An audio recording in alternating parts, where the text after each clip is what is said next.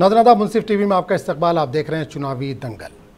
नाज़रीन आम इंतखाबात से के पहले मरहले की वोटिंग का आगाज़ हो चुका है। कुल 7 मरहलों में वोटिंग होनी है। आज पहला मरहला है जिसमें 21 रियासतों की 102 सीटों पर वोट डाले जा रहे हैं। वोटिंग का अमल शुरू हो चुका है। सुबह ही कई बड़े लीडरों ने अपने हक़ राय दही का इस्तेमाल कर लिया है।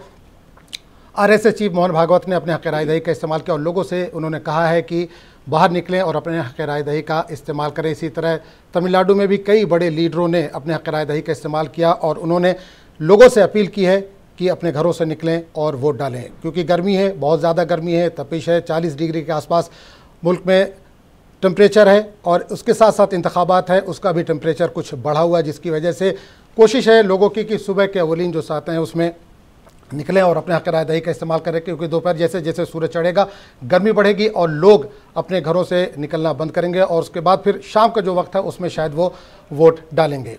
तो आपको बता दें कि दूसरे मरहले में 13 रियासतों की 89 सीटों पर इंतखाबात होंगे। तीसरा मरहला 7 मई को है जिसमें 12 रियासतों की 94 सीटों पर वोट डाले जाएंगे।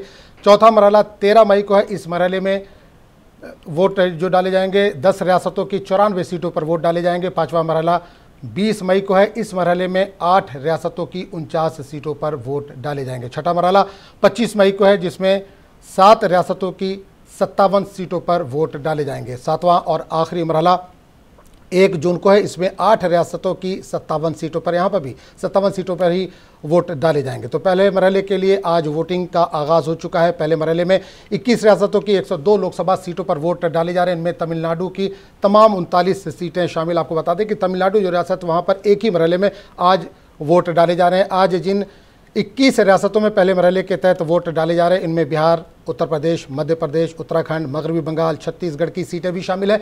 पहले मरहले में उत्तर प्रदेश से 8, बिहार से 4, मगरबी बंगाल से 3, राजस्थान से 12, मध्य प्रदेश से 6, उत्तराखंड से 5, आसाम से 4, मेघालय से 2, मणिपुर से 2, छत्तीसगढ़ से 1, अरुणाचल प्रदेश से 1, महाराष्ट्र की 5, तमिलनाडु की तमाम, जैसे मैंने पहले बताया कि 39 सीटें, मिज़ोरम की 1, नागालैंड की 1, सिक्किम की 1, त्रिपुरा की 1, अंडमान और निकोबार की 1 और जम्मू कश्मीर की 1 सीट जो कि उधमपुर है, वहाँ पर भी इलेक्शन हो रहा है। लक्षद्वीप की भी एक नशिस्त पर आज वोट डाले जा रहे हैं। उत्तर प्रदेश की जिन सीटों पर आज वोटिंग हो रही है इनमें सहारनपुर, कैराना, मुजफ्फरनगर, बिजनौर, नगीना, मुरादाबाद, रामपुर और पीलीभीत शामिल है। ये काफ़ी अहम सीट है क्योंकि अखिलेश और कांग्रेस यहाँ पर इस बार एक साथ इलेक्शन लड़ रहे हैं और आरएलडी ने इस बार अखिलेश का साथ छोड़ दिया, तो शायद कुछ समीकरण बदलेंगे। पिछली बार यहाँ पर जो वोटिंग हुई थी तो 2 पर बीजेपी का कब्जा था जबकि 5 अपोजिशन के पास थी।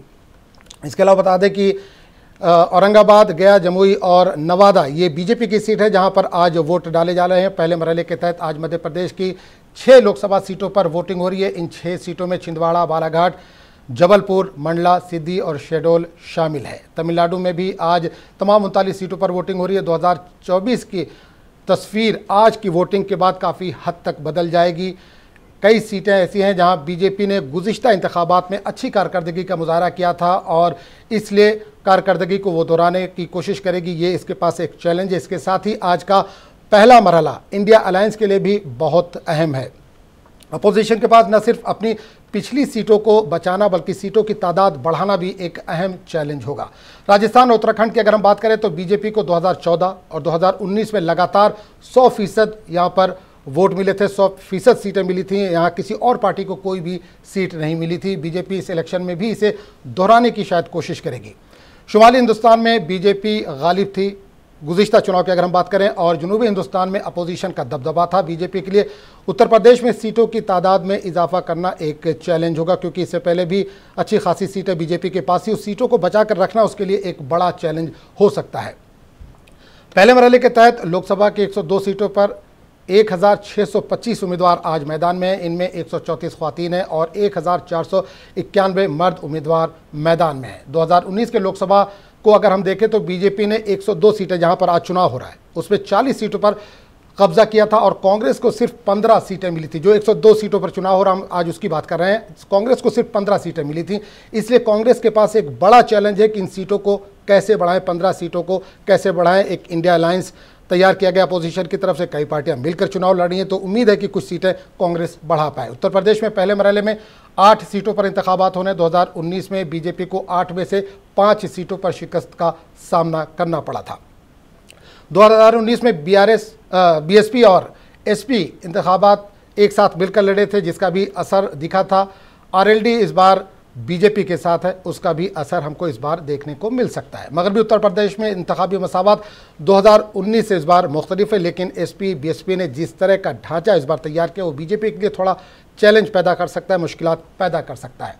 बात करेंगे महाराष्ट्र की। महाराष्ट्र में 5 सीटों पर आज वोटिंग हो रही है। बीजेपी ने 2019 में यहाँ 4 सीटें जीती थी, जिन 5 सीटों पर चुनाव हो रहा है। बीजेपी के पास 4 सीटें थी, लेकिन जिस तरह से शिवसेना और एनसीपी में सियासी उथल पुथल हुई है, इसके इंतखाबात पर भी असर देखने को मिल सकते हैं। मध्य प्रदेश की 6 लोकसभा सीटों में जहां आज इंतखाबात हो रहे हैं, बीजेपी 5 सीटों पर काबिज थी पिछले इलेक्शन में, जबकि कांग्रेस सिर्फ छिंदवाड़ा सीट पर कामयाब हो पाई थी। इस बार बीजेपी छिंदवाड़ा सीट पर भी कब्जा करने की कोशिश कर रही है। यहाँ पर साबिक वजीर आला उम्मीदवार थे और उन्होंने सीट जीती थी, लेकिन इस बार जिस तरह के उनके करीबी साथी हैं, उन्होंने कांग्रेस छोड़ दिया है और बीजेपी में चले गए हैं, उसके लिए थोड़ा मुश्किल होगी कमलनाथ के लिए। अगर हम आसाम की बात करें तो यहाँ पर हदबंदी हुई है, जिसकी वजह से यहाँ पर भी समीकरण बदल सकते हैं। बीजेपी तमिलनाडु के रियासती सदर अन्नामलाई की मेहनत और 9 छोटी पार्टियों के साथ बीजेपी ने यहाँ पर इत्तेहाद किया है और इससे भी समीकरण थोड़ा सा बदल सकता है। जो साउथ में एक कोशिश है बीजेपी की कुछ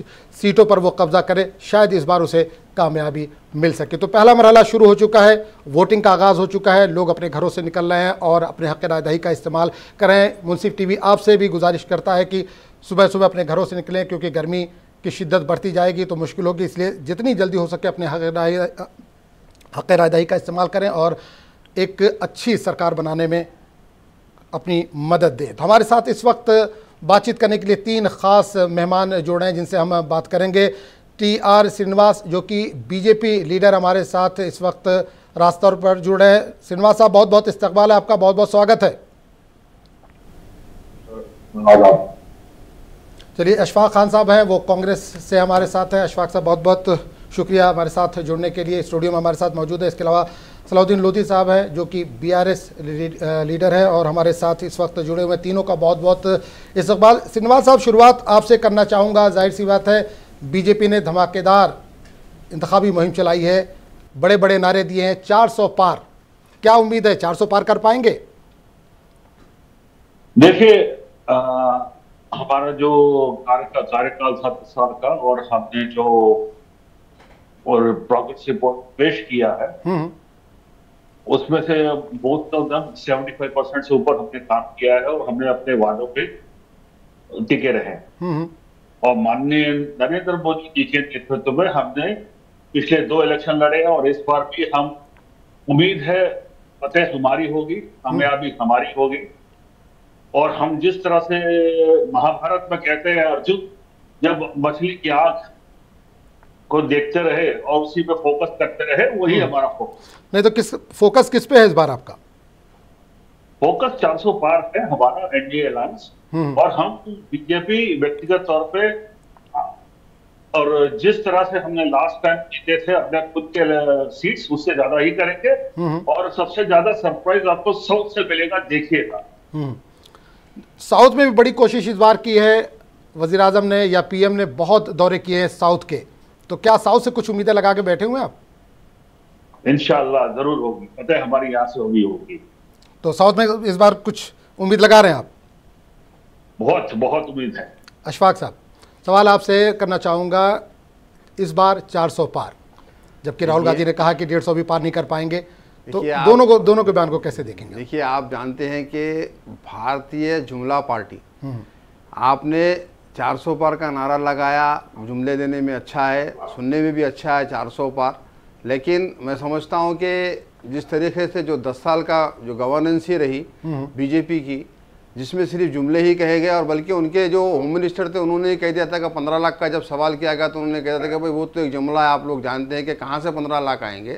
तो इस बार भी 400 पार का जो नारा है वो भी एक जुमला है, और ये कहीं ना कहीं जो वोटर्स को इन्फ्लुएंस करने के लिए इस्तेमाल करते हैं। लेकिन मैं समझता हूं कि 200 अगर पार कर लें बीजेपी इस बार, क्योंकि 10 साल की जो उनकी पॉलिटिकल जो उनका जो वर्क रहा वो हम सब देख रहे हैं कि जनता देख रही है कि जिस तरीके से बेरोज़गारी रही या जितने भी इश्यूज़ रहे, जहां पर ये जनता चाहती थी कि उनका कुछ जो सो गवर्नमेंट हमने जो सो बनाई है बीजेपी की तो कुछ अच्छा होगा, तो कहीं ना कहीं देखिए आप आज जनता खुद जानती है कि कुछ ये कर नहीं पाए, तो बस अब ये है कि एक 400 पार का जुमला लेकर चले हैं।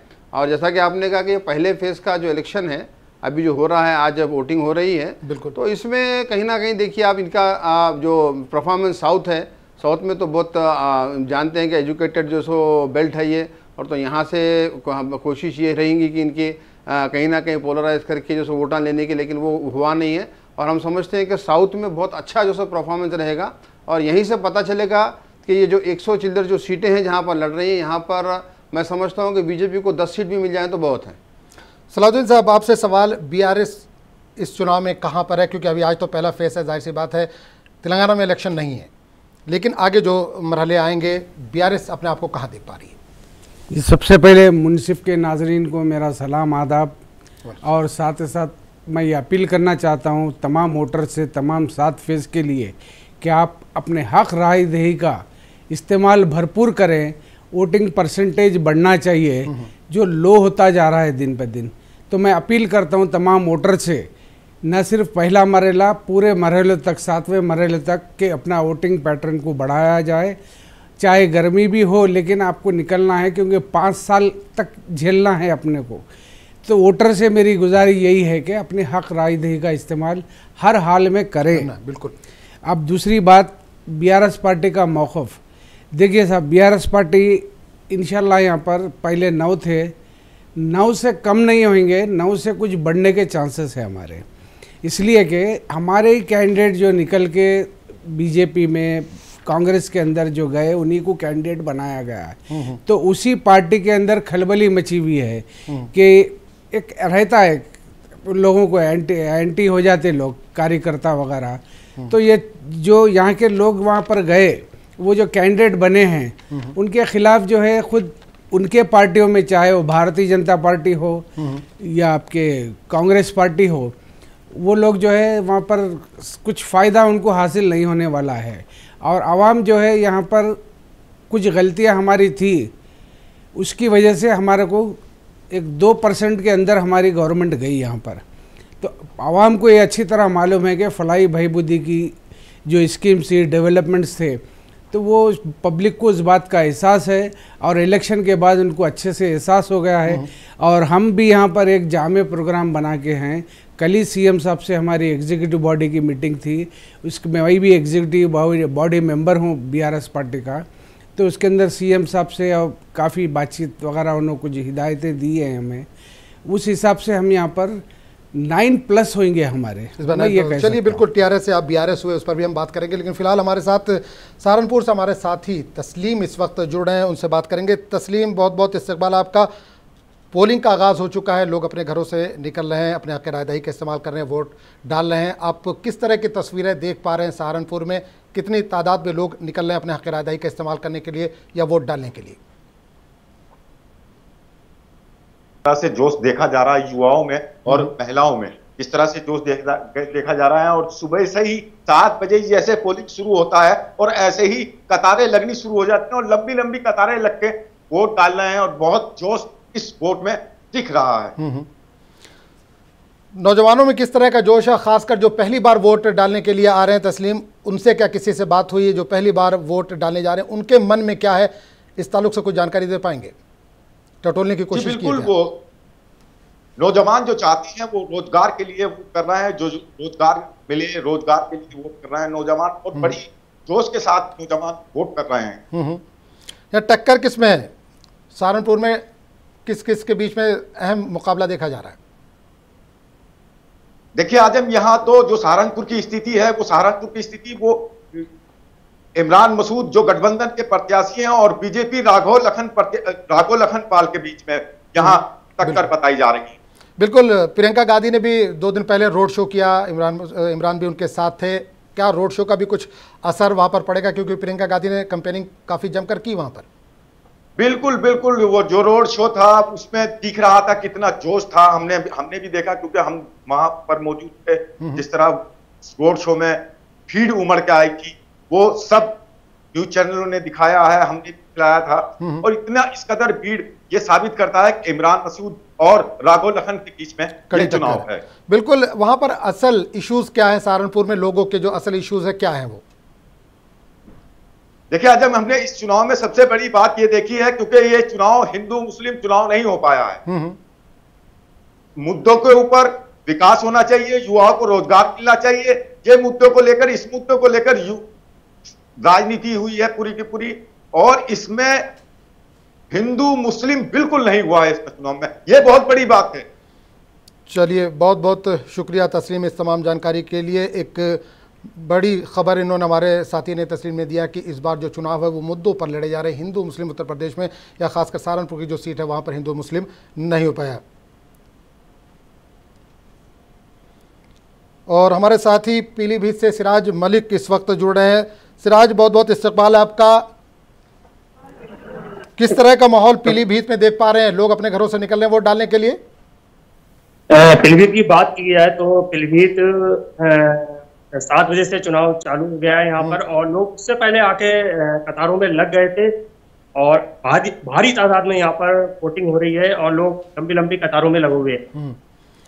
मौसम कैसा है सिराज? मौसम कैसा वहाँ पर? की बात करें तो मौसम अभी धूप निकली है, मतलब तेज, अभी धूप आगे वाले, अभी टाइम हुआ है लगभग 8 बजने वाले हैं। बिल्कुल 10-11 बजे तक धूप काफी तेज हो जाएगी। यहाँ पर गर्मी का काफी तेज धूप है।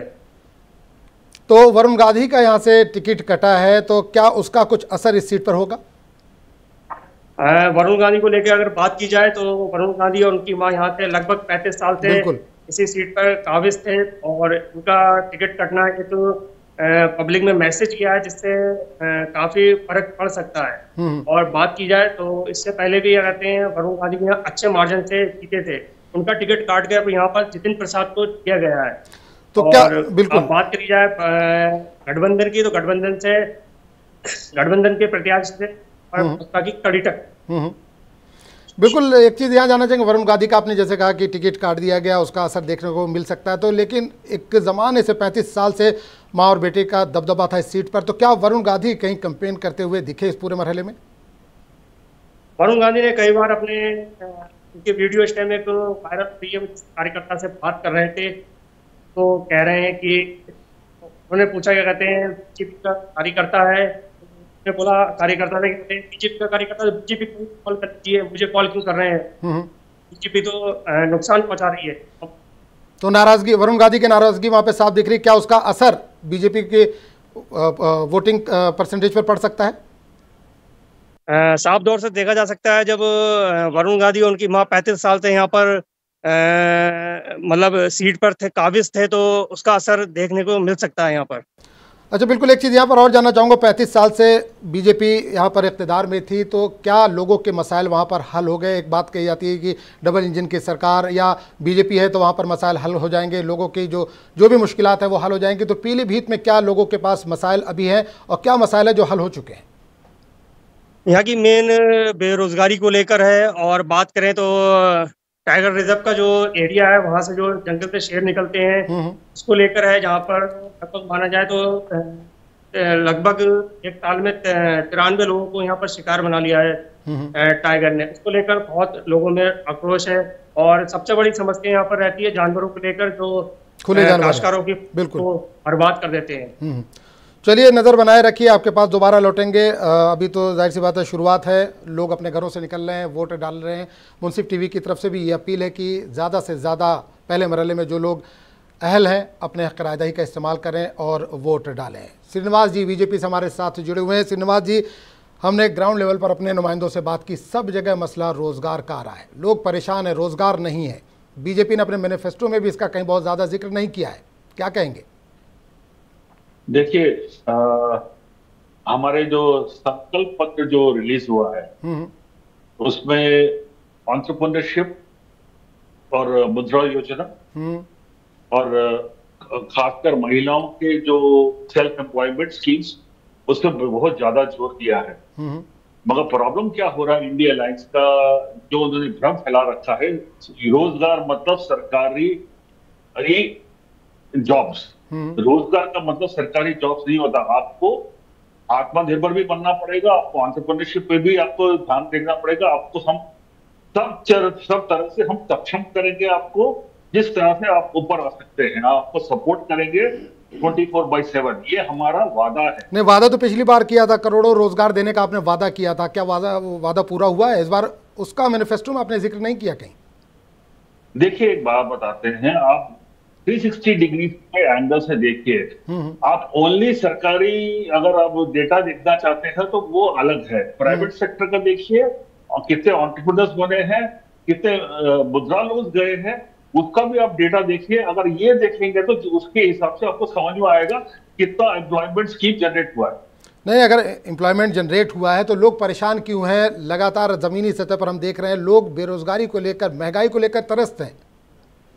देखिए महंगाई बेरोजगारी, देखिए महंगाई एक बात बताते हैं, इन्फ्लेशन जो कहते हैं, डिफरेंस वो एक आपका डिफरेंस होता है कमोडिटीज के आपके प्राइसिंग पे और आपके जितना कंजम्पशन पे और जितना आपका रेनफॉल और जितना आपका प्रोक्योरमेंट पे और जितना आपका फार्म सेक्टर से जितना आया है। अगर आपको रियली महंगाई और बेरोजगारी है, ऑटो सेक्टर का डेटा उठा के देखिए, इतने सारे ट्रक्स, इतने सारे आपको ऑटोमोबाइल्स का बिक्री कैसा हो रहा है अगर पैसा नहीं है, बेरोजगार है तो। चलिए बिल्कुल इस पर बात करेंगे। कांग्रेस और बीआरएस के लीडर हमारे साथ मौजूद हैं। फिलहाल वक्त हो चला एक ब्रेक का। ब्रेक के बाद जब लौटेंगे तो इस पर बात करेंगे कि लोगों के पास इतना पैसा कहाँ है। जब वो खरीदारी कर रहे हैं, मार्केट भरा हुआ है, तो लोगों के पास पैसा कहाँ आ रहा है, ये बीजेपी सवाल कर रही है। फिलहाल वक्त हो चला एक छोटे से ब्रेक का। ब्रेक के बाद हम फौरन हाजिर होते हैं।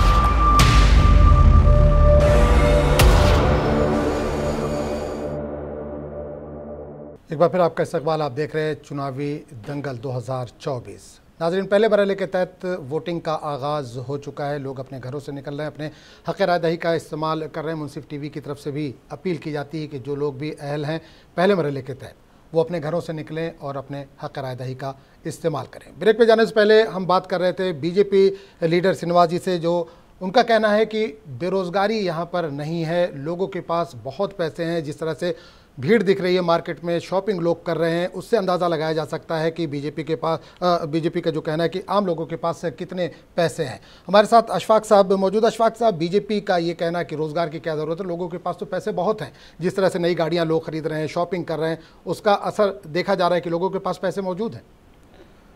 देखिए, श्रीनिवासन जी बीजेपी के लीडर हैं, तो जो कुछ भी वो नज़र आता है वो तो उसको यही कहेंगे कि भाई ये हमारा अचीवमेंट है या हमारा डेवलपमेंट है।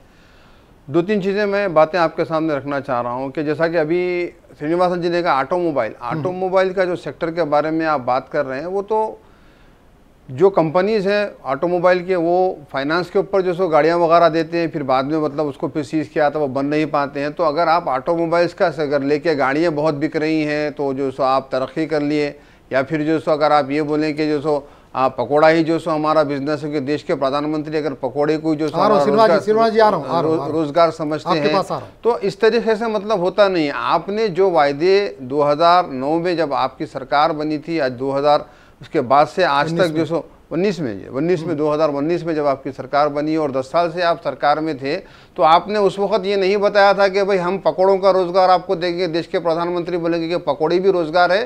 तो मैं ये जितने जो आज बीजेपी के लीडर्स हैं, तो वो बता दीजिए कि उनकी फैमिली में कितने लोग पकौड़ों का कारोबार कर रहे हैं, या फिर कितने लोग ऑटोमोबाइल के जो बिजनेस है, अभी जैसा कि लॉरी आप बता रहे हैं कि भाई कितने जो सो लॉरी वगैरह बिक रहे हैं, तो किसान आप बताना ये चाह रहे हैं कि भाई बहुत सारा जो डेवलपमेंट हुआ। तो ये देखिए खाली बोलने के लिए है। आप अगर देखा जाए तो देश में आज जो महिलाओं के साथ आपने बात की थी, बहुत हुई महंगाई की मार का जो आपका नारा था, 400 450 के सिलेंडर पे जब आप एहतजाज करते थे, आज जो सो 1100 से फिर आप 900 पे लाए हैं। कुछ जो सो इलेक्शन आ रहे हैं उसके लिए कम किए हैं। तो आप ये जो बातें आपने की थी, आज उन बातों को छोड़ के आप जो बातें नज़र आ रही हैं उसको बता के कहने के भाई देखो हमने ये कर दिया, हमने ये कर दिया। आज अगर ऑटोमोबाइल चल रहा है तो आप बता रहे हैं कि ऑटोमोबाइल हो गया। प्राइवेट सेक्टर के बिजनेस को आप बता रहे हैं। अभी श्रीनिवासन जी कह रहे हैं कि गवर्नमेंट जॉब ही जो सो बनाना गवर्नमेंट का काम नहीं है, बाकी जो भी काम अगर आप अपनी मेहनत से भी कर ले रहे हैं तो वो भी गवर्नमेंट ही जो सो आपको गवर्नमेंट की वजह से आपको जॉब मिला है। तो वायदा आपने किया था, कहना चाह रहे थे, वायदा आपने किया था, वायदे का। देखिए एक चीज है, अगर आप ईपीएफ को डेटा देखते हैं ऑन एवरेज 13.9 लाख 13.9 लाख से 14 लाख एवरी मंथ आपको जुड़ रहा है सब्सक्राइबर्स। अगर आप ऑन द टोटल अगर आप ईयरली देखें, प्राइवेट प्लस गवर्नमेंट सेक्टर होके ये जॉब्स तो जनरेट पूरे सिस्टम इकोसिस्टम में, पहली बात। सेकंड थिंग होता है एक इकोनॉमिक इंडिकेटर, अगर आपका इकोनॉमी आपका चल रहा है उसके बहुत सारे पहलू हैं, मापदंड हैं। एक ऑटोमोबाइल सेक्टर है, एक फार्म सेक्टर का। फार्म सेक्टर बहुत अच्छा है, वो मनी सर्कुलेट होता है आपके बाकी अलाइड इंडस्ट्रीज में। ये बेसिक प्रिंसिपल है इकोनॉमी का। मैं उसकी बात कर रहा हूँ। पकौड़ों की अगर आपको ये पकौड़ों की वड़ा पाव की अगर आपको बोलने का इच्छा है तो नहीं, आप ही के प्रधानमंत्री ने कहा था कि पकोड़ा रोजगार है, इसीलिए मैं कह रहा हूँ कि पकोड़े को रोजगार बताने वाली सरकार नौजवानों को। अभी देखिए आप कि आज नौजवान वोट डालने के लिए बाहर निकल के आया, महिला वोट डालने के लिए बाहर निकल कर आई है, तो कहीं ना कहीं महिलाओं के और नौजवानों के दिलों में ये है कि जो हमसे वायदे किए गए थे वो वायदे पूरे नहीं हुए, और हमको एक अच्छी सरकार चुनने का ये बार मौका मिलेगा तो वो जरूर जो चुनेंगे। 35 लाख करोड़ रुपया 35 करोड़ महिलाओं को, गरीब महिलाओं को देंगे और समझते हैं इसका हुआ। श्रीनिवास जी पैकेज देने से क्या होगा? अगर आप पैकेज की जगह उनको रोजगार दे दें, पैकेज की जगह अगर रोजगार दे दें तो क्या बुरा है? या जो आप फ्री में अनाज 80 करोड़ 50 करोड़ लोगों को कह रहे हैं आप फ्री में अनाज दे रहे हैं, अनाज की जगह उनको रोजगार देते तो क्या बुरा है? देखिए एक बात, एक सिंपल एक्सप्लेनेशन बता। 1947 अगर मैं कितना चालू करूं, लोग बोलते हैं कि आप बहुत पीछे चले गए। जितने भी प्रॉब्लम्स गड्ढे भरते आ रहे हैं, आपको ये भी पता है 20 करोड़ लोगों को एक्यूट प्रॉपर्टी से बाहर निकालनी है। ये वर्ल्ड बैंक और वर्ल्ड बिल्कुल 20 करोड़ को बाहर निकाला, लेकिन 80 करोड़ को अभी भी राशन दे रहे हैं आप। अगर बाहर निकल गए गरीबी रेखा से तो राशन देने की क्या जरूरत? राशन बंद कर दीजिए आप। किसकी है जगह, वो विरासत किसकी है? 1947 में 10 साल से तो आप हैं, 10 साल से तो आप हैं, आप तो बढ़ा रहे हैं ना, आप तो बढ़ा रहे हैं, 80 करोड़ तक लेके चले गए। जीडीपी तो अच्छा चल रहा था, आपने कोई ओवर स्लम्प नहीं आया ना। अब जितने इंडस्ट्रीज हो रहे हैं, जितना इंफ्रास्ट्रक्चर हमने किया है, और जो हमने सिस्टम अभी बोला है, तो वो बहुत रेवोल्यूशनरी है। तो हमारे माननीय प्रधानमंत्री ने बोला है 70 सबसे पहले हेल्थ जो 70 साल तक जिसका कोई भी इंश्योरेंस नहीं है, irrespective of caste, creed, religion, उसको हेल्थ का आयुष्मान भारत का कवर मिलेगा। दूसरा, नल से जल की कितने हमने कनेक्शन दिए वो देखिए। और तीसरा, छत जब देते हैं हम हिंदू मुसलमान सिख ईसाई का कोई फर्क नहीं करते। आप अगर ये कहेंगे तो गलत होगा। कई उत्तर प्रदेश में आपके मुख्यमंत्री ने कई जो तो बुलडोजर चला दिए, और बुलडोजर की सरकार कही जाती है, छत बनाते नहीं है, छत गिराने में भी आपका हाथ है कई लोगों के। चलिए एक और इल्जाम श्रीनिवास जी, एक और इल्जाम लग गया, छत बनाने के बजाय गिरा रहे हैं। किसी की गिरी है, अगर चाहे वो हिंदू का इनकाउंटर हुआ, हर किसी का इनकाउंटर, हिंदू भी मरे उसमें। ये आपकी उत्तर प्रदेश की सरकार बेहतर जानती है। बोलते हैं सेलेक्टिव मत होइए, ये गलत बात है। ये आपकी उत्तर प्रदेश की सरकार बेहतर जानती है कि किसके छत गिराए हैं आपने। सलाउद्दीन साहब आपके पास आना चाहूंगा कि जिस तरह से बीजेपी लगातार ये इल्जाम है कि वो रोजगार दे रहे, जो अपोजिशन का इल्जाम है उसको मुस्तरद कर रही है और ये कह रही है कि वो रोजगार दे रही है। पकौड़े की अगर बात कर रहे हैं तो बीजेपी भड़क जा रही है, तो क्या वाकई रोजगार लोगों को मिला है? क्योंकि जिस तरह से हम देख रहे हैं, सुबह से भी हमने अपने नुमाइंदों से बात की, जहाँ जहाँ पे भी वोटिंग हो रही है हर आदमी यही कह रहा है कि यहाँ पर रोजगार का मसला है, बेरोजगारी है, महंगाई है। तो क्या लगता है बीजेपी वाकई पिछले 10 सालों में ऐसा कुछ कर पाई है कि लोगों को कुछ राहत मिले? अभी मैं हमारे दोनों साथियों की बात सुन रहा था। ये 18वीं लोकसभा का ये चुनाव है, इसके अंदर जुमला 102 सीटों का चुनाव है। मैं महिलाओं की बात करता हूँ तो जो नॉमिनेशन महिलाओं के ओवरऑल 102 के अंदर जहाँ इलेक्शन होने वाले हैं 102 सीटों पे, तो वहाँ पर उनका रेशियो जो अप्लाई करे कैंडिडेट्स वो सिर्फ 8% है महिला का, उससे ज़्यादा का नहीं है। और महिला की बात यहाँ दोनों साथी मेरे कर रहे हैं अब ये आप अंदाज़ा लगा सकते हैं, ये एक बात। और श्रीनिवास साहब अभी जैसा बता रहे थे कि ये आंकड़े हैं, ये जिस तरह से बेरोज़गारी हम कम करें या सब करें। कांग्रेस का मैनिफेस्टो जब रिलीज़ हुआ उसके फौरी बाद प्राइम मिनिस्टर मोदी जी का स्टेटमेंट आता है कि ये मुस्लिम लीग से ताल्लुक़ रखता है तो मोदी जी खुद, उनका नाम का एम से मोदी आता है, तो मोदी साहब एम को बड़ा प्रायोरिटी देते हैं।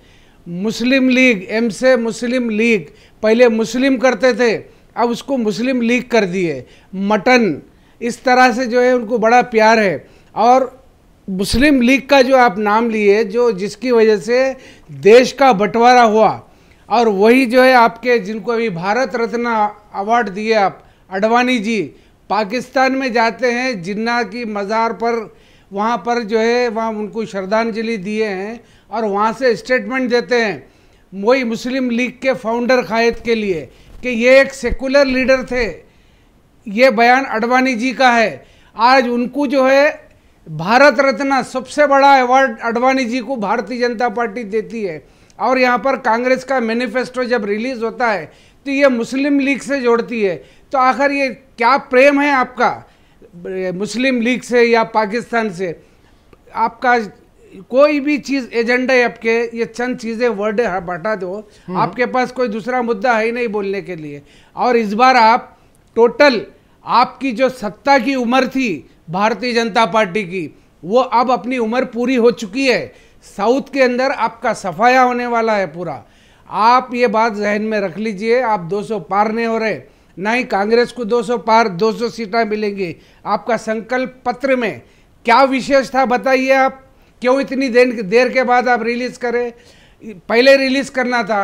और आप अपनी 10 साल में आपकी भारतीय जनता पार्टी क्या डेवलपमेंट्स करी, उसकी रिपोर्ट, आप प्रोग्रेस रिपोर्ट बताना था जनता को कि हमने इतनी नौकरी दी, इतनी बेरोजगारी करी। आप बड़े फ़ख्र से बोलते कि 80 करोड़ को हम 5 किलो अनाज देते हैं बोल के। आपको शर्म आना चाहिए था। हिंदुस्तान की आवाम जो है आज 80 करोड़ आवाम 5 किलो राशन के ऊपर निर्भर है, आप उसको फ़खरिया अंदाज में कहते हैं।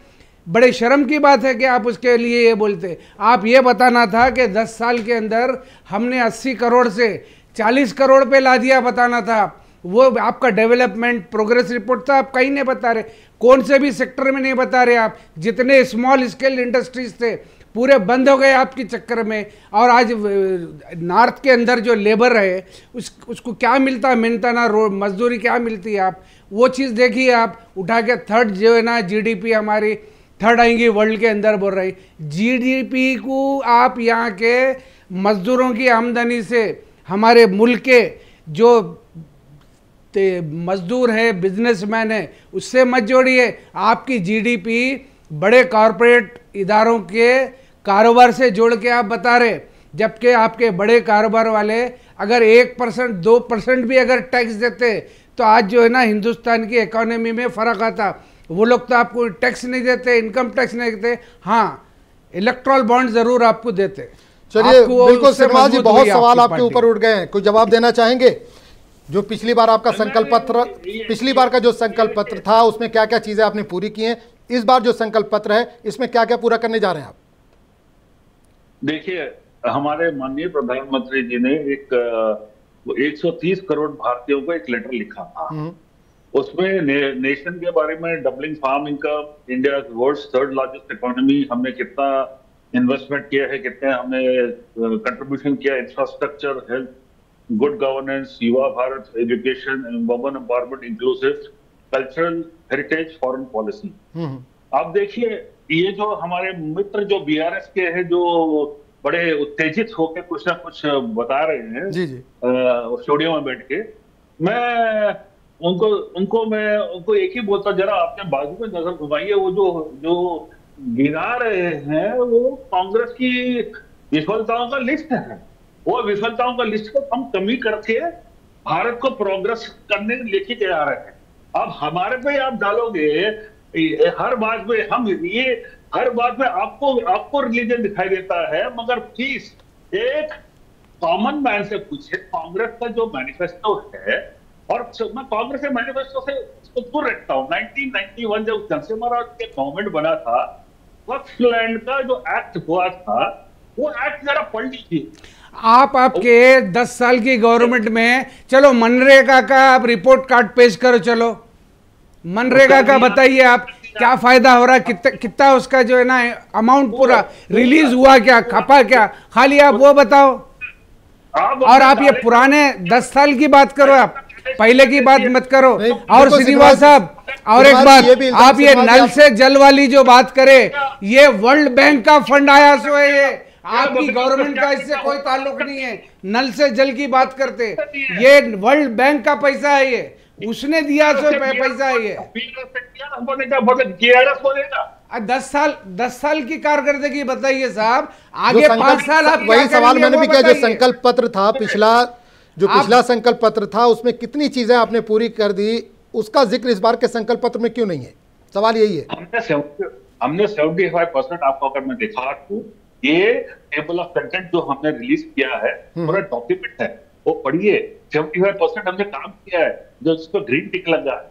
और माननीय प्रधानमंत्री जी ने हर किसी को पर्सनली ये व्हाट्सएप पे और SMS पर भेजा है, जो डॉक्यूमेंट हर चीज है। यही तो इल्जाम है बीजेपी पर, से पहले का वही तो इल्जाम है कि प्रचार का इल्जाम आप पर लग रहा है। ये सिर्फ ये पॉलिटिकल स्टंट है। वो आप अगर ये बताते इतनी बेरोजगारी दूर करें हम, वो तो नहीं करे आप। पर कैपिटा इनकम क्या है इंडिया का, आप वो बताइए। आपके जहां पर बीजेपी सत्ता है स्टेटों में, वहां की पर कैपिटा इनकम क्या है वो बताइए आप। देखिए 10 साल रूलिंग करे आप, आपकी उम्र हो चुकी है। हमने क्या काम किया है यहाँ बैठ के, ये छोटी छोटी ये ऐसे बातें करते हैं जैसे। अरे साहब बड़े काम बता दीजिए श्रीनिवास जी, कुछ बड़े काम बता दीजिए। छोटी छोटी नहीं है, कॉमन जनरल है। सलाउद्दीन साहब श्रीनिवास जी कुछ बड़े काम ही गिनवा दीजिए। 3 तलाक 370 छोड़ के बड़े काम गिनवा दीजिए। 13.5 lakh average EPF member on average monthly बढ़ते हैं। और प्राइवेट प्लस गवर्नमेंट सेक्टर, वो एम्प्लॉयमेंट जनरेशन नहीं है क्या? अगर आप उसको ईयरली गिनो कि कितने जॉब्स हुए, कितने जॉब जनरेशन हुए। इंटरनेशनल मीडिया के अंदर क्या आ रहा है हिंदुस्तान के आंकड़े, वो बताइए आप। अभी पार्टनरशिप है 10 लाख से 20 लाख का हमने मुद्रा लोन किया विदाउट एनी गारंटी। क्या वो कॉन्फिडेंस नहीं है हमारे भारतीयों में? अरे साहब, आपके संकल्प पत्र में डालना था ना मुद्रा लोन के बारे में, इतने दिए हम बोल के बताना था। किसानों के बारे में, किसानों को जिस तरीके से आप वेलकम करे दिल्ली के अंदर, उनको ग्रीन कारपेट भी जाए, और ऐसे बीज पैदा करे आप, दुनिया में कोई नहीं कराऊंगा, जिससे कील निकल रही है जमीन में से। ये तो डेवलपमेंट है आपका किसानों के ताल्लुक से। गांधी जी की तरह कुछ नहीं बोलते हैं, हमारे पास मैथमेटिक्स है, हमने खुद डेटा बोला है। हाँ, आप गांधी जी नहीं, श्यामा प्रसाद मुखर्जी का थॉट्स बराबर बताते हैं आप। चलिए मैं बिल्कुल श्रीनिवास जी आपको यहाँ पर रोकना चाहूँगा। इस वक्त हम पीलीभीत का रुख करेंगे। हमारे नुमाइंदे ने वहाँ पर कुछ लोगों से बात की है, वहाँ पर आज वोटिंग जारी है।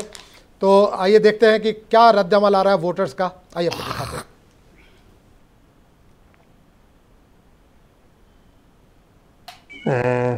आपका पहला वोट था, आपने आज वोट डाला है, तो कैसे महसूस कर रहे हैं? और फिलहाल मैं आपसे जानना चाहता हूं कि आपने किन मुद्दों पर वोट किया है? देखिए, पहले के मुकाबले मेरा फर्स्ट टाइम था। मैं लखनऊ में था, तो मैंने, क्योंकि फर्स्ट टाइम मेरा वोट था, तो मैं इसलिए अपने घर आया वोट देने के लिए। तो ये मेरा फर्स्ट टाइम वोट था। और इन मुद्दों की बात करें तो विकास ऑब्वियस सी बात है, मुद्दा बेरोजगारी जो चल रही है उसके ऊपर मुद्दा रहा। और भी बहुत सारी बातें हैं, जैसे विकास में कहने का मतलब है कि गैस सिलेंडर बहुत महंगा हो गया था और काफ़ी चीज़ें, बहुत महंगाई एकदम चरम सीमा पे थी। इन चीज़ों के ऊपर भी मेरा मतलब वोट रहा है कि किस चीज़ किसको देना है। साथ ही साथ बहुत सारी ऐसी चीज़ें थी जो हमारे यहाँ पर डेवलपमेंट में नहीं हुई, जो वादे करे गए थे, जैसे कि बेरोजगारी कम कर देंगे और हर साल रोजगार देंगे, 20-20 करोड़ 2-2 करोड़ हर साल रोजगार देंगे, वो भी नहीं हुआ। बहुत सारे ऐसे मुद्दे थे जिनसे जो होने चाहिए थे लेकिन हो नहीं पाए, तो वो उसी के ऊपर इस बार मेरा वोट रहा। आप लखनऊ से वोट देने के लिए आए, क्या करते हैं आप? जी, मैं डॉक्टर हूँ। अच्छा। अच्छा, आपको जब घर से निकले थे तो क्या सोचा था कि मैं फर्स्ट टाइम वोट कर रहा हूँ? मैं सही बताऊं तो बहुत एक्साइटेड था। सुबह मैं तैयार हो गया था, क्योंकि मुझे लगा कि भीड़ होगी, तो फटाफट सुबह रेडी होके मैं अपना पहला वोट फटाफट डाल के आ जाऊं। तो ये मेरे इंटेंशन था सुबह। अपना कर्तव्य है, मतदान अपना अधिकार है, 100% मतदान होना चाहिए। इसलिए आज पहला काम मैंने मतदान का किया है। अपना कर्तव्य है, मतदान अपना अधिकार है, 100% मतदान होना चाहिए। इसलिए आज पहला काम मैंने मतदान का किया है। अपना कर्तव्य है, मतदान अपना अधिकार।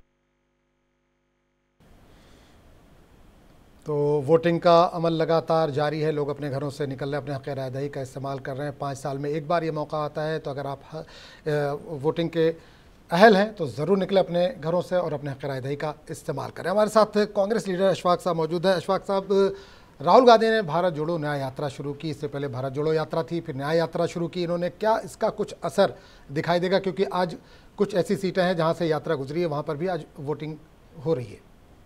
बिल्कुल, जैसा कि भारत जोड़ो यात्रा शुरू हुई थी, उसके बाद हमने जो रिजल्ट देखे उसके अच्छे जो सो नतीजे आए, कर्नाटक में और तेलंगाना में हमने हुकूमत बनाई।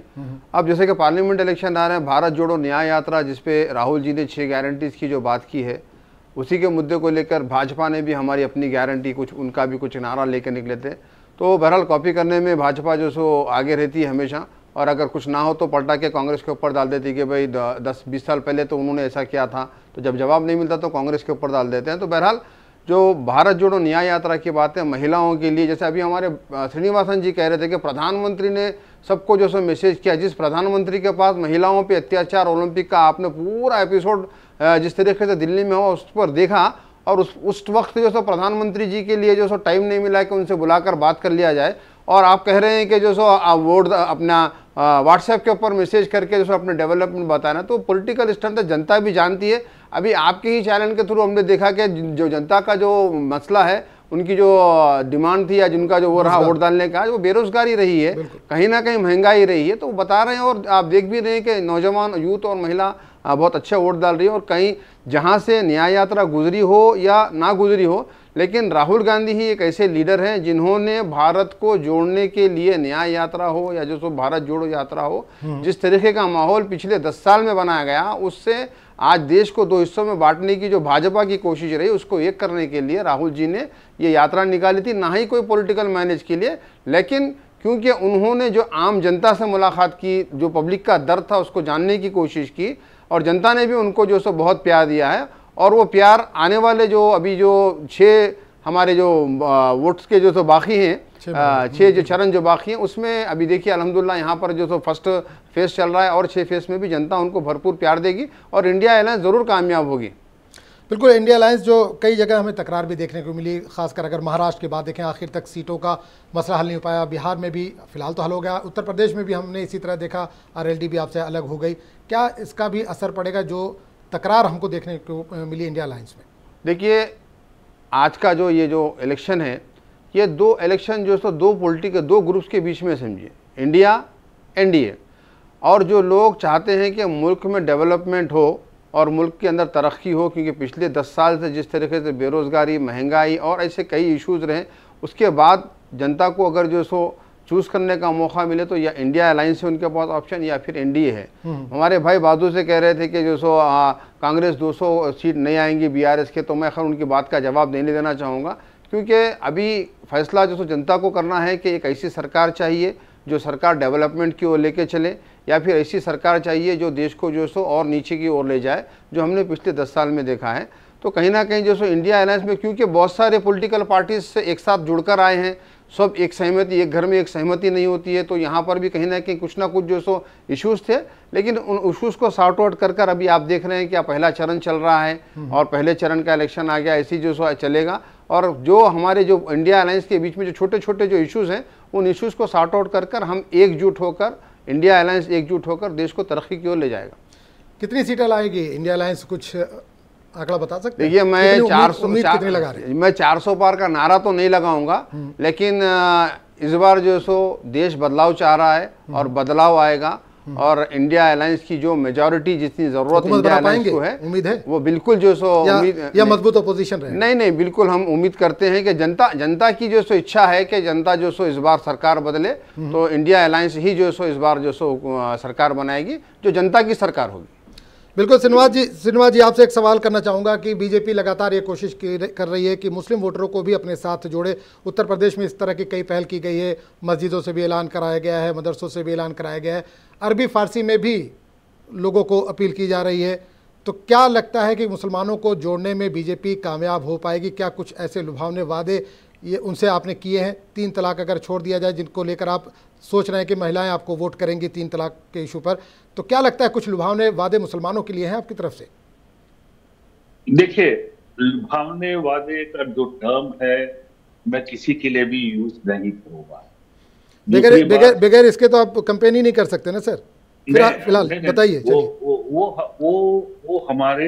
वो हमारे मैं आपको अगर बड़े अदब के साथ कहना चाहता हूँ, वो हमारे संकल्प है, वो हमारे गारंटी है जो मोदी जी ने बोले हैं। और दूसरी बात, हम हर किसी को साथ लेके चलने का वादा करते हैं जो मोदी जी ने कहा है।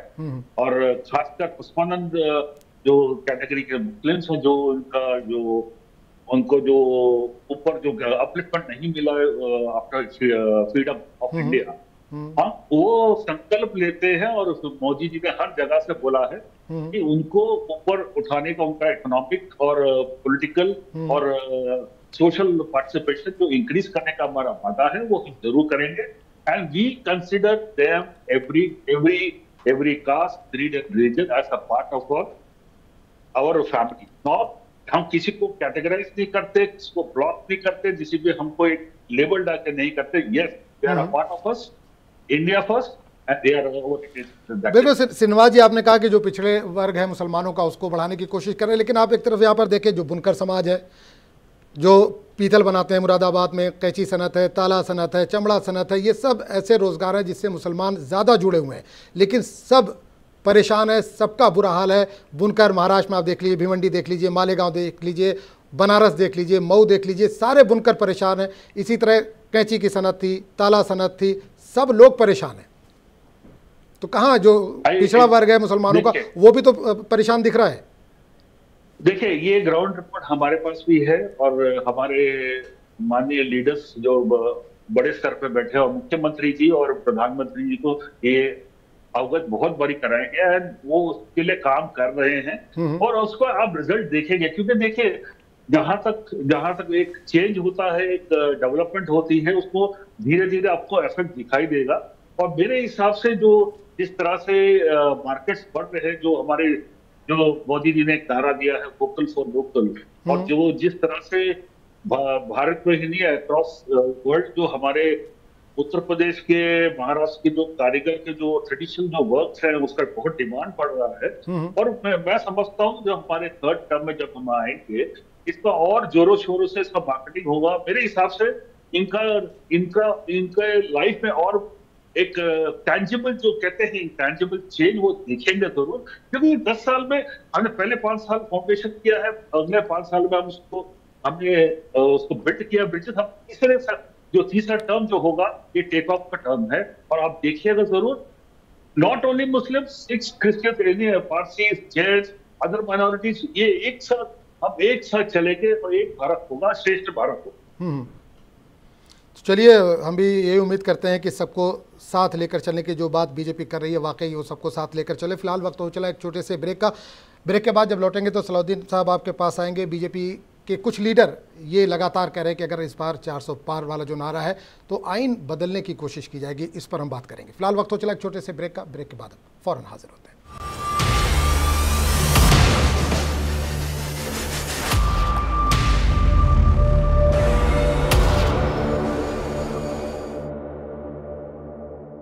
एक बार फिर आपका इस्तकबाल। आप देख रहे हैं चुनावी दंगल। आपको बता दें कि पहले मरहले के तहत आज वोट डाले जा रहे हैं। लोग अपने घरों से निकल रहे हैं, अपने हक़ राय का इस्तेमाल कर रहे हैं। मुंसिफ टीवी बार बार ये अपील कर रहा है आपसे कि अगर आप पहले मरहले में अहल हैं तो आप ज़रूर अपने घरों से निकलें और अपने हक़ राय का इस्तेमाल करें ताकि एक मुस्तहकम हुकूमत बनाई जा सके। तो इस वक्त हम सीधे रुख करेंगे नैनीताल का, जहां पर इस वक्त पोलिंग का अमल जारी। हमारे साथी अरबाज़ इस वक्त नैनीताल से जुड़ रहे हैं, सीधे वहीं चलेंगे। अरबाज़, इस वक्त किस तरह का मंजर आप देख पा रहे हैं नैनीताल में? कितने लोग हैं जो अपने हक़ राय का इस्तेमाल करने के लिए बाहर निकले? क्या लंबी कतारें देख पा रहे हैं आप वहाँ पर? जी, आपको बता देना चाहता हूँ कि आज लोकसभा की 500 सीट, उत्तराखंड में 500 सीट है, उस पर मतदान शुरू हो चुका है। सुबह 7 बजे से 5 बजे तक मतदान किया जाएगा और सिक्योरिटी भी पूरी तरीके से यहाँ पे उपलब्ध है और हर चीज पे नजर रखी जा रही है और लोगों में बहुत उत्साह दिख रहा है और बड़े बड़े बुजुर्ग भी अपना यहाँ पे आ रहे हैं और अपना जो अधिकार है उसका प्रयोग कर रहे हैं। तो किस तरह के मसाइल अरबाज हैं वहाँ पर? नैनीताल में आप मौजूद हैं, तो किस तरह के मसाइल है लोगों के पास जिसको जहन में रखकर वो अपने वोट को कास्ट करने जा रहे हैं? हमने लोगों से राय ली थी। लोगों का यही कहना है कि देश में बेरोजगारी बहुत बढ़ चुकी है, उसको लेकर हम मतदान करेंगे, हमारे देश का विकास कर सके, और भ्रष्टाचार अपना बहुत बढ़ चुका है, उससे देखते हुए हम यहाँ पे अपना वोट करेंगे, अपना मतदान का प्रयोग करेंगे, ताकि आने वाले सालों में जो नई सरकार अगर बनती है तो वो इस मुद्दे पर बात कर सके। बिल्कुल अरबाज, एक चीज़ और जानना चाहेंगे कि यहाँ पर असल मुकाबला किसके बीच में है? आप जिस हल्के में मौजूद देना चाहता हूँ कि बीजेपी की जो तरफ से जो प्रत्याशी पौड़ी लोकसभा से चेहरा सामने आया वो अनिल बलूनी जी का आया है, और कांग्रेस की तरफ से देखा जाए तो वहीं गणेश गोदियाल जी का अपना चेहरा सामने आया है। दोनों में लगभग बराबर की टक्कर है। अब ये तो जनता का फैसला है, वो किसे अपना जिताना चाहती है। अरबाज, आपके पीछे कुछ लोग मौजूद है, अगर उनसे बात कर सके कि क्या सोचकर वो वोट डालने के लिए निकले हैं, अगर बात कर सके तो एक बार करिए। जी हमारे साथ मौजूद है, क्या नाम हो आपका? सिफ्त हसन जी। हमारे साथ सिफ्त हसन जी हैं, और किन किन मुद्दों को लेकर आज आप मतदान करने आए हैं? तो कांग्रेस को किन मुद्दे पूछिए कौन से हैं? पार्टी का तो मत पूछिए, मुद्दे पूछिए कौन से जिसको जहन में रखकर वोट डाले आ रहे हैं। जी किन किन मुद्दों को लेकर आप वोट मतदान करने आए हैं? थोड़ा अपना हो रहा है, थोड़ा वोट जनता की हम राय लेना चाहेंगे। आ जाए, हमारे साथ बुजुर्ग मौजूद है। किन किन मुद्दों को लेकर आज आप मतदान करने आए हैं? वोट तो मिल जाए हमारा मतदान। अच्छा, वोट मिल जाएगा, लेकिन फिर भी अपना वोट तो आपको मिल ही जाएगा। किन मुद्दों को लेकर आज आप मतदान करेंगे? कांग्रेस को वोट देंगे।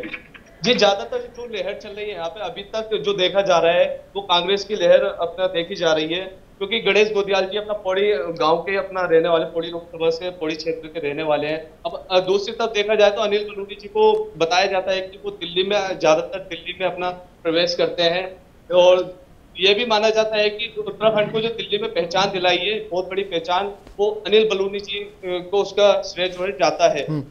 अरबाज, एक चीज़ ये जानना चाहूँगा कि ये जो बुजुर्ग आपके साथ मौजूद है, इनको अपना वोट नहीं मिल रहा कह रहे हैं, तो क्या कुछ लोग ऐसे हैं जिनका लिस्ट में नाम गायब है, या कुछ लोग परेशान वहाँ पर दिख रहे हैं, या कहीं पर पोलिंग में देरी हुई हो, मशीन ख़राब हो, इस तरह का कहीं से कोई वाक़या सामने आया है?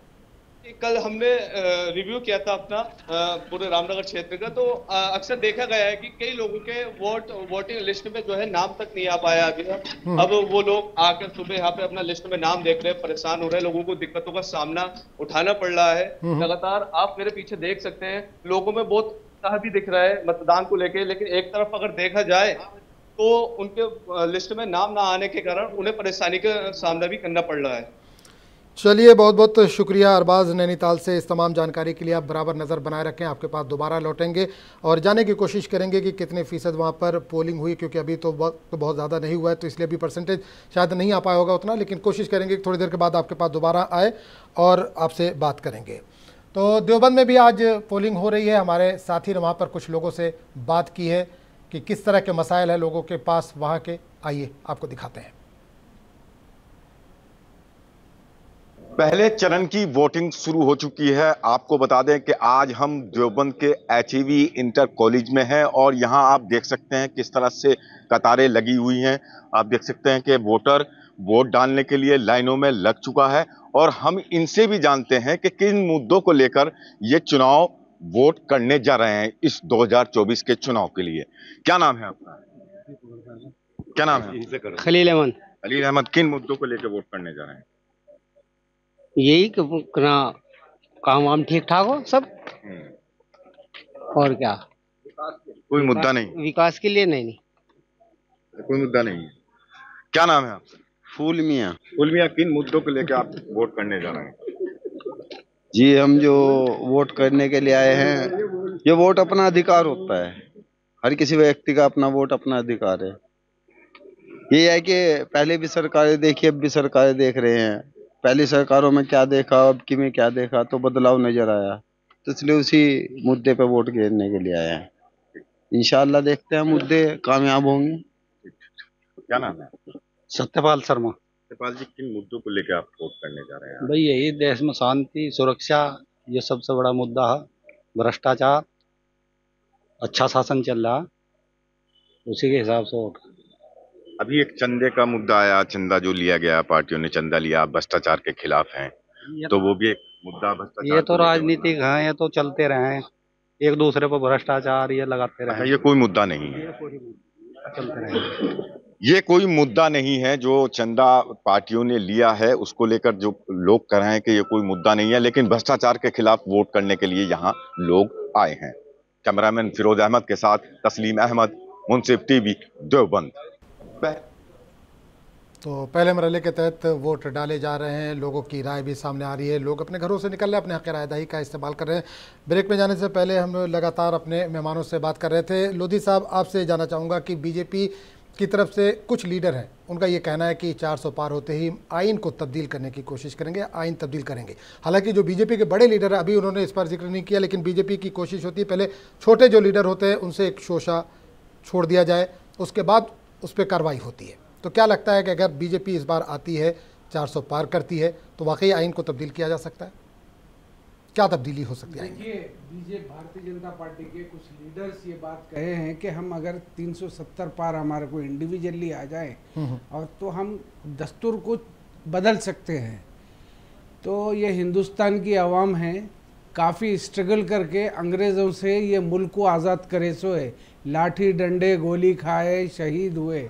तो ये वही मुल्क की जो है ना नस्ल है, ये वो टाइम आने से पहले दस्तूर को बदलने की जहाँ तक बात है, उससे पहले आपकी पार्टी आपकी गवर्नमेंट को ही बदल देंगी। यहाँ पर ये गवर्नमेंट, यहाँ की आवाम, आप इंतज़ार कीजिए, यहाँ की आवाम खुद इलेक्शन लड़ी है, पार्टी अपनी जगह है, आपके कोई मुद्दे सब फीके पड़ गए हैं भारतीय जनता पार्टी के, चाहे मटन हो, मछली हो या मुर्गी हो या बीफ का मसला हो, सब मुग़ल ये जितने भी थे सब पूरे फीके पड़ गए। श्रीनिवास साहब, आपकी भारतीय जनता पार्टी को मैं यहाँ से आपके पीएमओ ऑफिस तक मेरा पैगाम जाना, क्या ये संकल्प ले सकते हैं आप कि हिंदुस्तान में पूरे स्लॉटर हाउस जितने भी है, बीफ जो एक्सपोर्ट होता है उसको हम इमीडिएट उसको बंद कर देंगे बोल के, आपकी गौ माता नहीं कटेंगी बोल के आप ये संकल्प ले सकते क्या? जितने भी स्लॉटर हाउस है आप नहीं ले सकते ये, अगर आप ये करके बताओ पूरे मुसलमान वोट आपको आ जाएंगे पूरे। और आप बिल्कुल श्रीनिवास जी, बड़ा ऑफर है, पूरे मुसलमानों के वोट आपको मिलने जा रहे हैं एक काम करने पर। एक बात, आप वाहिद पार्टी ऐसी है भारतीय जनता पार्टी में, हम 75 साल से ज़्यादा हो गए हमारा मुल्क आज़ाद होने के बाद, आप मुसलमानों में पहले 2 डिवीज़न करें शिया सुन्नी करके, उसके बाद शियाओं को आप जो है ना साथ रखे, उसके बाद आज शियाओं को हटा दिए, आप एक माइनॉरिटी के अंदर तलाक का इशू उठा के महिलाओं को डिवीज़न में लाए आप, और आज जो है मुसलमानों में आप पसमानदा मुसलमान बोल के भी डिवीज़न कर दिए हमारे पास, जबकि मुसलमानों में कोई डिवीज़न नहीं है, सब एक ही साथ एक ही सफ़ में खड़े होने वाले, एक ही थाल में खाने वाले। आप उसी तरह दलित बिरादरी को भी महादलित का टाइटल दे दिया आप। और अभी प्राइम मिनिस्टर मोदी साहब ये बता रहे थे कि 80 से 90% सनातनी धर्म वालों ने कॉन्स्टिट्यूशन को लिखा। आप उठा के देखिए, बाबा साहब अम्बेडकर के साथ जो टीम थी, 300 से ज़्यादा उस टीम के में लोग शामिल थे, जो सभी समुदाय सभी धर्मों के लोग उसके अंदर थे। सनातनी का लफ्ज़ क्यों इस्तेमाल करे उन्होंने इसके कॉन्स्टिट्यूशन के बारे में? आप भाई, उनकी टीम थी बाबा अम्बेडकर साहब की। अब मैं बता रहा हूँ, आप 300 से ज़्यादा उनकी टीम के मेंबर्स थे, जो हर जगह हर एरिया के अंदर वहाँ के खान पान रहन सहन रीति रिवाज सब देख के करे। आप कहीं से कहीं तक संविधान आप नहीं बदल सकते, वो टाइम आने से पहले पब्लिक यहाँ की वोटर्स जो है आपको बदल देंगे। तो ये डिवीज़न आपका जो प्रोग्राम रहता है, हर जगह डिवीज़न करना। और मोदी साहब जो है बड़े फ़ख्र से एक बात बोले, ये 10 साल की हमारी जो हुकूमत थी एपिटाइज़र थी, ये तो बोले, तो एपिटाइज़र में ये हाल है हमारा, तो आने वाला आप जो खाना खिलाने वाले हमारे को क्या हाल कर देंगे हमारा? धर्म की चाशनी चटा चटा के सबको इंसुलिन पे ला दिए आप। अब और जो है ना मज़ीद यहाँ की हिंदुस्तान की आवाम आप लोगों को बर्दाश्त नहीं कर सकती। ना आपके पास ना कोई नीति है, ना ही कोई नीयत है, ना चाल है, ना चरित्र है, कुछ भी नहीं। ये बात अभी हमारे भैया बताया था कि कौन सी भी पार्टी 200 पार करने वाली नहीं है। अभी जनता खुद इलेक्शन लड़ रही है। आप ये महाविकास आघाड़ी की भी बात करता हूँ मैं, महाराष्ट्र में 48 सीट है, 48 सीट का ऐलान हो गया। एक महाविकास आघाड़ी के पास एक मुस्लिम कैंडिडेट नहीं है क्या? बीजेपी के नक्शे कदम पे चल रहे क्या? भारतीय जनता पार्टी के पास पहले सेंट्रल मिनिस्टर हुआ करते थे, नजमा है वो हेप्तुल्ला, और जो है अपना में आप नहीं दिया, आप इस सवाल को नहीं उठाया। महाविकास आघाड़ी का तो मैं बोल दूंगा कि आप 17 सीटें तेलंगाना में आपकी पार्टी, आप एक को भी नहीं दिया। मुख्तार अंसारी आज वो कोई भी नहीं है, ना एक सीट नहीं देते। कहाँ सबका विकास की बात कर रहे, सबका साथ की कर रहे, सबका विश्वास कर रहे, कहाँ है मुसलमान? फिर ना पसमानदा मुसलमान है, ना ही मुसलमान है आपके साथ। बिल्कुल जवाब दे देंगे श्रीनिवास जी। बहुत बड़े बड़े इल्जामात लगे हैं कि डिवीजन आप कर रहे हैं, एक भी टिकट मुसलमानों को नहीं दिया है, सबका साथ सबका विकास कैसे होगा? देखिए, टिकट डिस्ट्रीब्यूशन मेरे हाथ में नहीं है जो मैं यहाँ बैठ के आपको स्टूडियो पे डिबेट करूं। ये बड़े हमारे पार्टी के लीडर्स बहुत सारे पार्टी ही कहती है ना सर, सबका साथ सबका विकास। आप ही ने तो बताया पार्टी कहती है ना। बोलने दीजिए अशफाक साहब, बोलने दीजिए। हाँ नहीं दीजिए श्रीनिवास जी जवाब दीजिए। साहब इतना क्या था? बोलिए, आपने वो कर रहा हूँ कि आप ही ने कहा कि सबका साथ सबका विकास एक्सप्लेनेशन पार्टी का नारा है। देने दीजिए उनको मौका तो दीजिए बोलने का, मौका दीजिए बोलने का। श्रीनिवास जी चलिए बोलिए। बिल्कुल लोधी, देखिए लोधी साहब से हमारा हर बार डिबेट में टकरार होता है और अच्छे दोस्त है हमारे, खाली बिरयानी बहुत अच्छा पकाते हैं।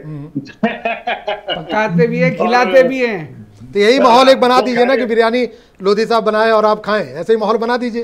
अरे इंशाल्लाह जरूर, जब भी बनाएंगे हम खाते हैं। एपिटाइजर नहीं है हमारे पास। देखिए अब लोधी साहब ने खुद ही कबूल किया किसी बनाने वाले हैं, अब आएंगे तो हम देश का तो विकास करेंगे। अब डिवीजन किसने किया है लोगों के दिलों पे?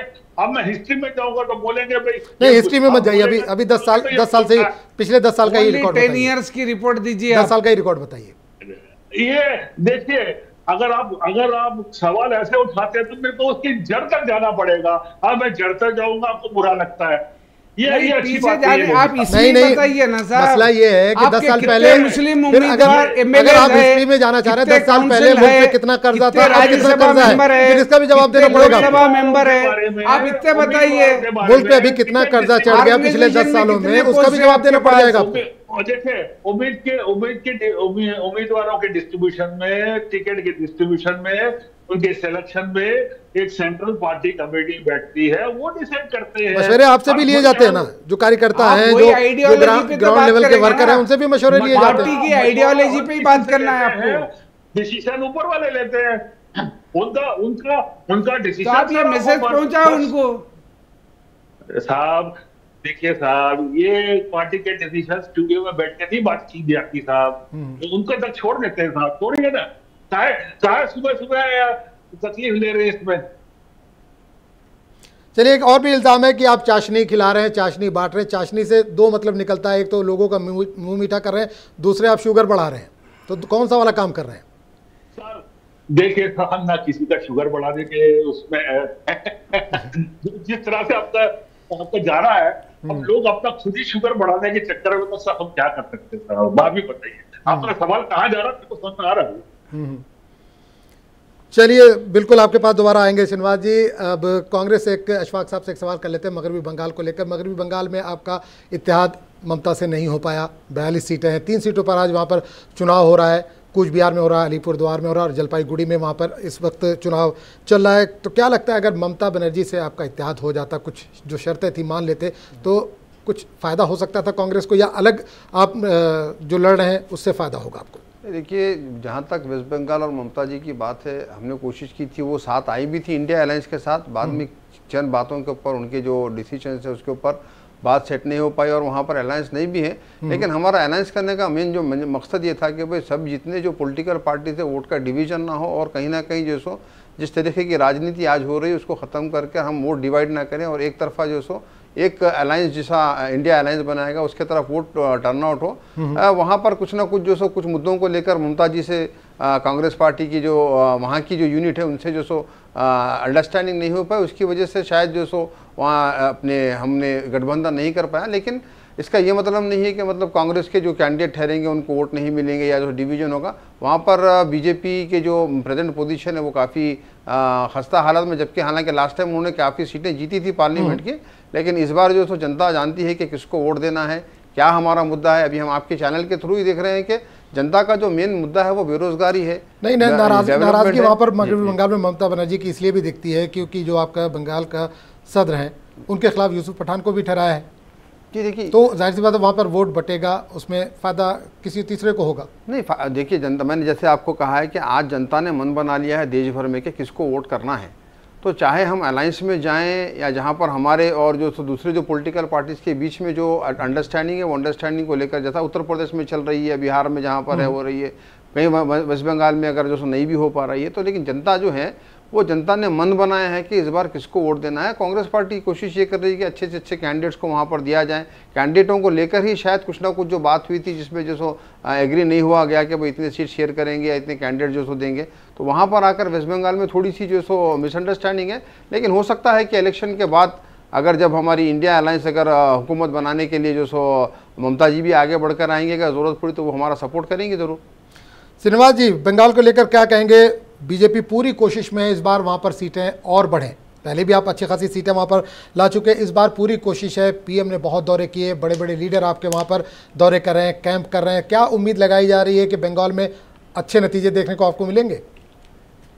देखिए वेस्ट बंगाल में अगर आप रिसेंट इंसिडेंट्स में यहाँ पर नजर आ रहे हैं, संदेश खाली के जिक्र यहाँ पे संदेश खाली का बहुत बड़ा एक ब्लैक स्पॉट ममता दीदी पे पड़ चुका है। तो क्या उसका असर संदेश खाली का पूरे स्टेट पर पड़ेगा, पूरी सीटों पर पड़ेगा? उसको जरूर पड़ेगा, क्योंकि वहां पे जो साइलेंट वोटर्स है वो हमारी बहनें हैं और वो बड़ी चढ़कर बाहर आएंगी। और क्यों सेंट्रल फोर्सेस जो डिप्लॉय किए हैं, अब उनका जो लोकल पुलिस है और उनका जो वो मिलजुल के जो भाईचारा चलता था टीएमसी के साथ, वो नहीं चलेगा। और दूसरी बात, हमारे माननीय मित्र जो कांग्रेस के हैं उन्होंने बोला कि भाई हमारा अलग नहीं था। मैं उनको एक ही बोलना चाहता हूँ कि वेस्ट बंगाल में दो कांग्रेस है, एक अधीर कांग्रेस और इंडियन नेशनल कांग्रेस। आज दोनों के बीच में टकरार हो रही है। अब पता नहीं, अब आप सही बोले, तीसरे को फायदा होने वाला है तो होगा जरूर, क्योंकि वहां वोट भयंकर बटेगा। अब देखिए वो वोट बांटने की राजनीति तो बीजेपी की राजनीति वही आप पे चल रहा है, वोट बांटने की राजनीति कर रहे हैं आप। वोट बांटने की राजनीति बीजेपी की राजनीति। कांग्रेस अब क्यों हमारा स्टार कैंपेनर, हम उनको कैसे बोल सकते हैं? अच्छा, एक चीज़ और, ममता बनर्जी ने कल अपना मैनिफेस्टो, परसों अपना मैनिफेस्टो जारी किया, जिसमें उन्होंने कहा कि अगर हमारी सरकार बनती है तो जाहिर सी बात है, ये स्टेट इलेक्शन तो नहीं है, लेकिन उन्होंने शायद इंडिया अलायंस की बात की होगी, अगर हमारी सरकार बनती है तो CAA और NRC यहाँ पर लागू नहीं होने देंगे। इस पर किस तरह का रिएक्शन देना चाहेंगे आप? देखिए, ममता दीदी ने ऐसे रिएक्शंस बहुत दिए हैं पिछले 10 साल में। अब उनके कहने से कुछ नहीं होता, ये पूरा कलेक्टिव पार्लियामेंट। सर, बीजेपी के कहने से भी कुछ नहीं होता है, उनके कहने से नहीं, बीजेपी के भी नहीं होता। नहीं, आपका जवाब दे रहा हूँ मैं को बोलने दीजिए सर। बोलिए। देखिए, जब जून 4 को पता लग जाएगा कौन बोलने के लायक है, कौन नहीं है, किसने जनता ने किस पे आशीर्वाद किया है। अभी आप मुंशी टीवी पे देख रहे हैं, मुद्दे सारे आपको पता है। आप कह रहे हैं कि रोजगार हमने दिया है, सब पब्लिक बता रही है कि क्या किस मुद्दे पर वोट कर रही है। सर पिक्चर अभी बाकी है, यहाँ रुकिए जरा। नहीं, पिक्चर की जो स्टार्टिंग जो है 102 की, वो बहुत अच्छी हो रही है, शुरुआत अच्छी होगी तो पिक्चर जो सक्सेस होगी जी। देखिए, आप सेलेक्टिव पॉकेट्स को दिखाएंगे, सेलेक्टिव लोगों को इंटरव्यू करेंगे, तो सर मैं अब उससे ज्यादा कुछ बयान नहीं करना चाहता। नहीं सर, सेलेक्टिव लोगों का नहीं है। आप और हम बैठकर यहाँ पर चर्चा देश के जो हित है, जो असल मुद्दे हैं उस पर ये बात कर रहे हैं। बिल्कुल श्रीनिवास जी, उस पर बात कर रहे हैं। चलिए, वक्त की कमी है, एक लोधी साहब से एक आखिरी सवाल मैं करना चाहूँगा। लोधी साहब, BRS क्या TRS होने जा रही है? क्या BRS, अगर क्योंकि आपने भारत इसके साथ नाम जोड़ा है, तो क्या तेलंगाना से बाहर भी आप कैंडिडेट खड़े कर रहे हैं? कुछ है उम्मीद? पार्लियामेंट में तो हमारे जहाँ पर तेलंगाना के अलावा कई कैंडिडेट खड़े नहीं होंगे। आने वाले असेंबली इलेक्शन महाराष्ट्र के अंदर में भी हमारे असेंबली कैंडिडेट वहाँ पर उतर सकते हैं। और तेलंगाना में हम इस बार नंबर 1 पोजीशन रहेंगी लोकसभा सीट में, ये आप देख लेना। कितनी सीटें जीतेंगे? कि हम यहाँ कितनी सीटें जीतेंगे? पहले से प्लस होंगे, कम नहीं होंगे। पहले से प्लस होंगे। कम नहीं होंगे साहब। और एक बात मैं ये बात बताना चाह रहा हूँ कि भारतीय जनता पार्टी, अभी आप जो है ना इमरान मसूद के सहारनपुर की बात करे थे, बिल्कुल सहारनपुर में हमारे श्रीनिवास साहब भी जानते होंगे कि वहाँ के राजपूतों ने कसम खाई है कि ये इमरान मसूद को हम वोट देंगे जहाँ जहाँ है। इवन वो लोग असदुद्दीन अवैसी के अगर कैंडिडेट है तो उसको वोट देंगे, भारतीय जनता पार्टी को नहीं देंगे। तो आज ये राजपूत वोट, जाट वोट आपकी तरफ से खिसक गए हैं, ये इंडिया के मीडिया के अंदर ये बात आ रही है। और मुसलमानों के वोट आपको नहीं मिलते, ये बात आप जानते हैं अच्छी तरह। और यहाँ पर थोड़ा जो फ्लोटिंग वोट थे, मेरे को इंडिया गठबंधन जो है उससे भी मैं मुत्तफिक नहीं हूँ कि जैसा 48 सीट महाराष्ट्र के अंदर है, सब मिलके एक मुसलमान को नहीं दे सकते थे वोट, तो सबको पड़ेगा। या तो इंडिया की तरफ मुत्तफिक होना पड़ेगा, या तो इंडिया की तरफ मुत्तफिक होना पड़ेगा मुस्लिम उम्मीदवार। फिर आप मुस्लिम वोट की आप टीआरएस में नहीं दिए, आप टीआरएस में नहीं दिए। टीआरएस, हम यहाँ पर बीआरएस के अंदर हमारा अलायंस पार्टी मजलिस है, उनके लिए हम वो सीट छोड़ दिए। चलिए, बिल्कुल मजलिस इस वक्त कांग्रेस के भी करीबी है। चलिए, बहुत बहुत शुक्रिया श्रीनिवास जी आपका भी हमारे साथ जुड़ने के लिए। अशफाक साहब और सलाउद्दीन लोधी साहब आपका भी बहुत बहुत शुक्रिया। तो नाज़रीन, आपको बता दें कि इंतखाबी जंग जारी है। आज पहले मरहले के तहत वोट डाले जा रहे हैं। 102 सीटों पर आज वोटिंग हो रही है। अगर आप इसमें से किसी सीट पे हैं और आप अहल हैं वोट डालने के लिए, तो अपने घर से ज़रूर निकलें और अपने हक़ राय दही का इस्तेमाल ज़रूर करें।